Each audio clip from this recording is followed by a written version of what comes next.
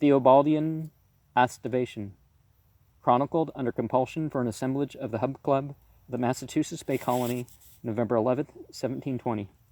I sing of summer not because I choose, but in response to orders, firm though kind, for being axed, 'twere boorish to refuse this little offering at a feast of mind, and yet, when all have heard my halting song, though wish my conscience had not been so strong, the regal Phoebus up the zodiac soared, turned in his course, and slowly started down. 'Twas July 3rd, and aqueous torrents poured from leaden skies that held a threatening frown. But sudden all was light, for through the rain beamed godlike St. John and divine Hautane. So vast a radiance never before had glowed within the musty pedant's book-lined walls. The Aonian bard his winged courser rode, and the roof shook with laughter that enthralls. Homeric peals, with many a Zeus-like note, deep from caverns of a Georgian throat. But all too soon the conclave must disperse, since Boston calls the jovial night away.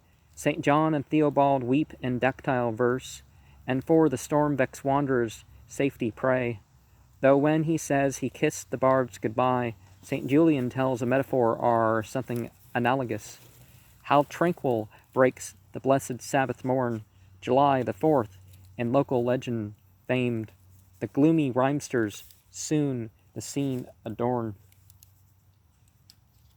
and weight the air with epics loud declaimed. Then having chosen backgrounds fair to see, with kodaks gratify their vanity. Through lane and garden, mead and shady grove, the sad-faced twain in meditation stroll, and fancy spy the hoary shades that move among the ancient scenes as years unroll.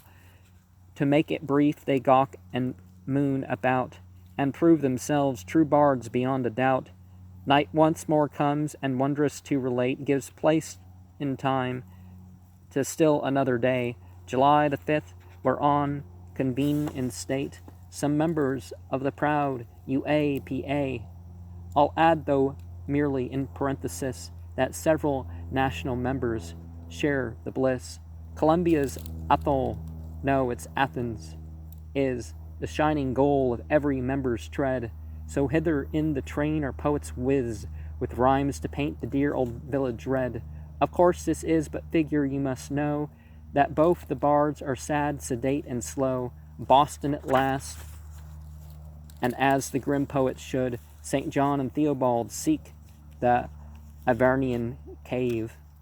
Facile their swift descent, and in deep mood, the wheels of Stygian chariots oft they brave, till as the Greeks and Trojan did before, they wend their way into the light once more, borne on the wings of Jove descended power. Along the green Alstonian plain they fly, till Union Square's bright domes before them tower, and they grow conscious that the goal is nigh. A pleasant walk, then friendly voices greet the pious pair at 20 Webster Street.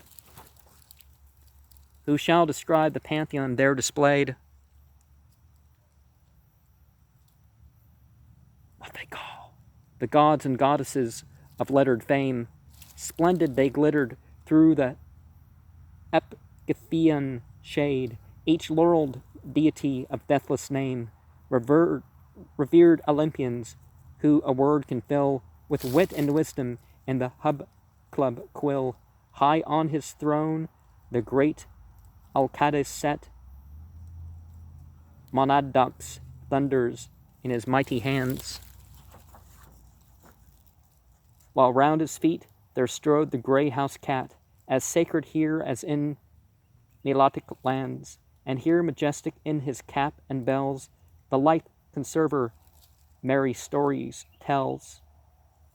Planchette and Ouija, Sibylline and wise, through the vast crowd an astral force diffuse, while shining golden from Pierian skies is Berkeley favored daughter of the muse, and over all in dulcet numbers floats the sunny sweetness of a linnet's notes, and Michael Oscar, white though almost wild, when his black brothers bear the bard's disdain, or when he hears some word that is not mild, regarding the green innocent Sinfine, and who, when moved in quatrains to compete, can both old Omer and Fitzgerald beat, then J. Bernard, supreme on every ground, music and verse, biography and fiction, whose countless gifts my feeble pen confound, and drive me to quotations mere diction, a man so various that he seemed to be not one but all mankind's epitome, Madame la Mere, for toothsome pastry famed,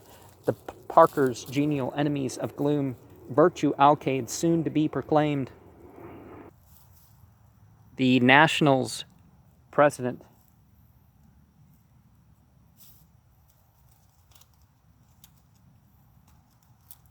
and Dowdell's doom, and Mistress Fairbanks, with a pleasing store of reminiscence and colonial lore, and Hamlet, though not he who raved and wept, brown Elsinore, for Sunday tragic reasons, companioned by a soul in art adept, a Thompson, though not he who writ the seasons, Dorcastrian genius, here to add their light to that effulgent, black, befriending white.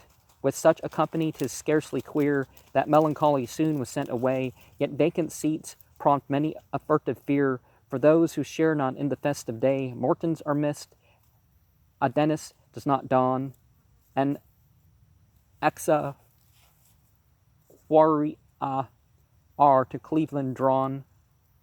Wagner is wanting, Cummings, Ellis, but let me forbear and make a catalogue.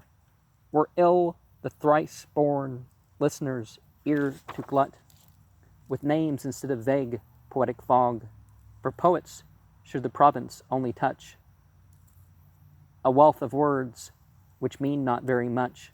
The banquet, here the poet gangs a theme worthy of all his Heliconian powers, with what gay, joyous wit the genial diners gleam, with what keen zest Haldane his bit devours, and sure each earns his sacred right to eat, since by rhymed riddles he must find his seat. But now to conquest must my epic turn, and tell how various victims quick were plighted, ere they could well their glorious fate discern. To the superior, heaven allied, united, let me reflect to what did they belong before they joined the true Parnassian throng. Wit, words, and writing close the eventful eve, each sage to fill the Epiphaean archives bid. Pens fly or falter, none can gain reprieve, or from conserving eyes lie safety hid. But some of their chief a vengeful snare lead into, by writing reams and paying not the printer. Thus night drew on apace, and each gay choice head, inclined as yours, must now to gentle sleep, while one by one the revellers sought bed, their tryst with shadowy entities called gods of dream to keep, nor will I hear their blessed slumbers break. Were well I stop whilst you are still awake. One of the three types of dreams comes from Shayateen Minal Jinn, those entities called gods and goddesses. That's what they are. Will you let them win?